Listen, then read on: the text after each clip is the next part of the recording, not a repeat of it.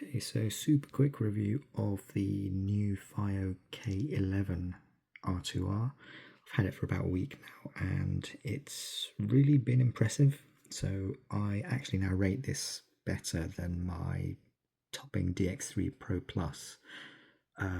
DX3 Pro Plus sounds great, but it has a number of issues which I didn't like. So for starters, it doesn't have tone controls like the topping MX3S does, which I've got here.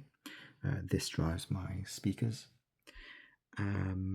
It has a dodgy volume dial where it's a clicky one, mechanical clicky, but it misses increments. So if I rapidly move the DX3 Pro Plus's volume dial, like quickly up or down, or even single increments, it will often miss every third or fourth.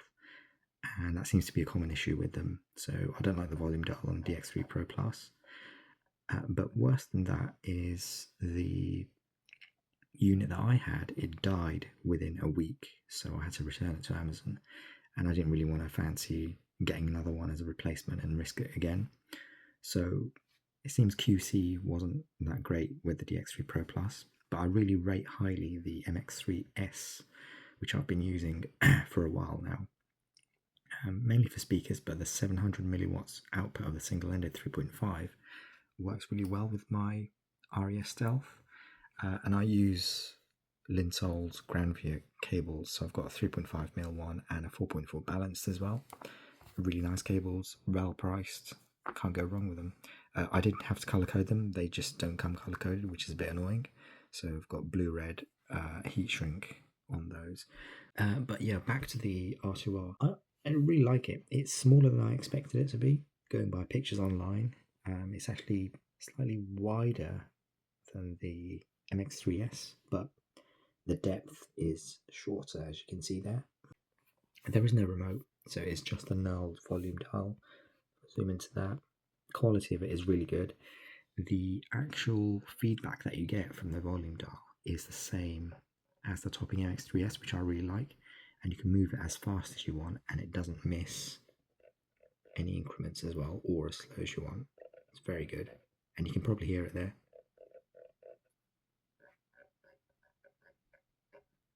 Yeah, the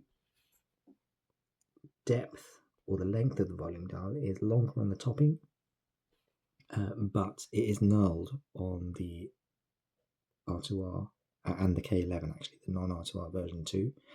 So you do get more grip on that, which is nice. Whereas I had to put a rubber band on the MX3S because it's a smooth, frictionless volume dial surface. It's aluminium again, just like on the FiiO, but the rubber band just gives you that one finger grip, which I like to use when I can't be bothered with the remote control.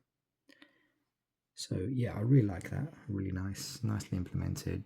The volume pot itself, nice feel. There's no issues with that at all. All of the controls are controlled via the dial. So single push in to select the input source. Hold it in for 3 seconds to get to the menu, or 2 seconds. And you've got your gain. There's 3 gain modes: low, high, and medium. And there is a big difference in the volume loudness and the perceived sound as well. So I just leave it on high, it works really well. And with it on high, the output of my speakers on the topping, when I'm not using that, or when I am using that, is about the same. That's almost matched, and that's on low gain. So that's just my own preference. So next up, we've got headphones out, preamp out, and line output. So just stick it back on headphones out. This is the sound mode. I can't remember what SAM stands for, but you've got oversampling mode or non-oversampling mode. Now, there's not a huge deal of difference that I could tell on the RES Stealth between NOS and non-oversampling. So what I tended to do was just keep it on non-oversampling, because there is a subtle difference in some songs, slightly wider soundstage or more mid-range detail stereo imaging, not detail, with NOS, so I just left it on that. That's the UAC mode for USB connection for legacy devices or Android. You've got the choice of UAC 1 or UAC 2. And now we come to all the LCD and RGB brightness, timeout, and you can customize the colors on it. So if I go to, so you've got all these different colors and things you can play with. But as you saw earlier, I just like to keep it on the lowest brightness. Subtle. Idle time. This is how long it is before it turns off. I think it's 30 minutes or so before it goes into standby mode. And then you've got your update, reset, and return. You can also return to the home screen at any time just by holding in the button for 3 seconds, and then it returns.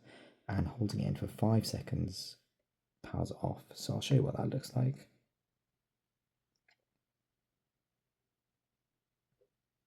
It says off, and that's it. To power it back on, just single press. And it's back on. So the thing that I didn't like about this is the rubber feet, and it was the same issue with the topping as well as the FiiO K11 I had and a bunch of other amps. They use silicone anti-slip feet, but they're no good. Even by pressing in the volume button or plugging in headphones, for example, let's just plug this in. Am I going to line this up? Yeah. So it's plugging it in. It would move just because the feet are not sticky enough on the desk. So anti-slip, the quality of the feet they use is just a bit rubbish. So what I did was I bought, I don't know if it's visible in the video. Yeah, so you can see one there. I bought British-made anti-slip sticky back rubber feet. And they're a bit thicker than stock, so they give a bit more extra height. And because I'm having them stacked, you've got a bit of hole for the airflow, so it's mainly because of that, really. And they are super sticky. Not sticky, but they give a lot of friction. So even plugging cables in and out, it's easy. You can do it without having to hold onto it. And pressing the buttons is really easy as well, even with one hand or one finger. The unit does not move at all, which is nice. So I highly recommend that. They're only about £3 for a pack of 20 of these feet. And you can use them on other stuff as well. But yeah, in terms of loudness, I'm on high gain at the moment and volume of 30. I'll play something.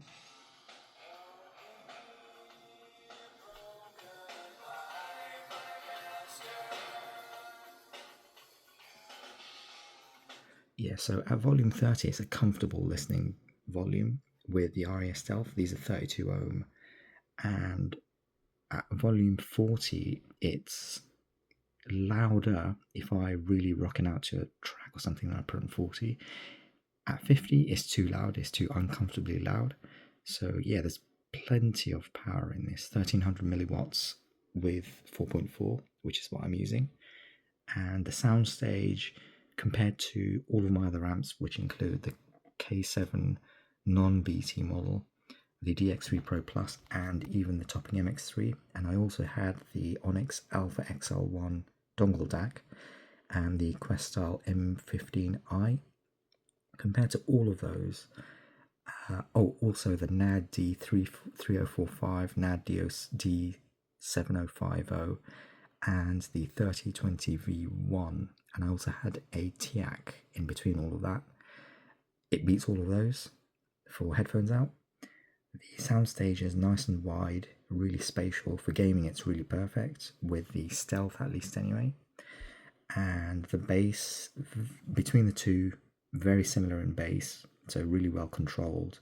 The speed and attack is just, it comes in and goes really fast, really sort of detailed in that sense as well. Treble is more balanced on the K11 R2R.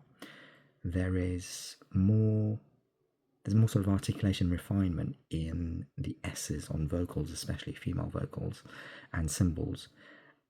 Neither of them sound sibilant, So they're very good in that regard, but it's just more refined on the R2R compared to the MX3S. And I actually rate the MX3S higher than the DX3 Pro Plus in terms of sound refinement, stereo imaging, and soundstage, just because you have the tone controls on the MX3S, which you don't on the DX3 Pro Plus. So I have got a little bit of boost on the bass and the treble on here, but in low gain mode. And that seems to work really well for these headphones and obviously speakers as well. But the R2R did not need any of that. So out of the box, the R2R architecture works really well for a perfect balance of bass, treble, mid-tones, vocals, soundstage, everything. So I've left it on non-oversampling mode, and yeah, can't complain really. So for £150, I bought this off AliExpress. It arrived within a week. No customs charges to pay in the UK. The only thing I did have to do was obviously replace the feet with custom rubber ones from Amazon and the power cord that goes into the brick. It comes with an Asian plug, wall plug. So it's a figure of 8 onto the external brick itself. So really easy to replace. I had a few spare ones, so I just swapped that over and that was fine. But if you have to buy one, they're about £3 anyway, so on Amazon. No issue. The OSD, everything like that is in English. Instructions are in English, in the manual. And yeah, it just works. It does come with a 3.5 to 6.5 or 6.35 adapter, but I'm using it with the 4.4 balanced Pentacon, and again, it just works really well. There is no sort of relay inside that clicks or anything like that, so when you unplug your headphones, it doesn't turn off or anything. There is no remote control, as I mentioned, so everything is done via the dial, so it's really good that the dial actually works nicely. But yeah, so for £150, I can't complain really. This is my headphones amp for life now, unless FiiO or someone else releases a better model for equal money. So yeah, for me, speakers output, topping MX3S, headphones output, FiiO K11 R2R. And the way I'm switching them on Windows is really easy. So the default output is set to, I just changed it for this video, but normally it's set to the topping. And anytime I want to use headphones out, I just turn the topping off with the remote. Windows switches to the K11 R2R. As soon as I turn the topping back on to go to speakers, Windows also switches back to the previously set default, which is the MX3S. So really easy, really convenient, and the two not only look great, but they sound great as well for their respective purposes. And both of these combined, less than £400. That is a combo that sounds better than most bigger desktop integrated amps, which are a jack of all trades, but they don't really specialize in this specific area. Whereas the MX3S for speakers, amazing. These speakers are powered really well through that.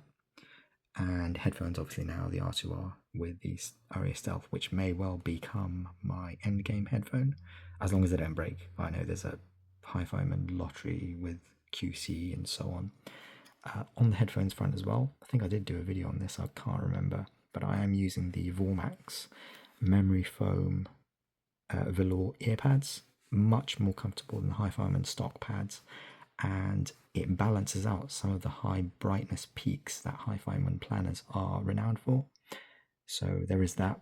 I'll leave a link to the description in the description of these pads. About £20, really cheap, but transformative for both quality, comfort, and removing that high treble peak that these, along with other HiFiMAN planners of this shape, have. But yeah, thanks for watching.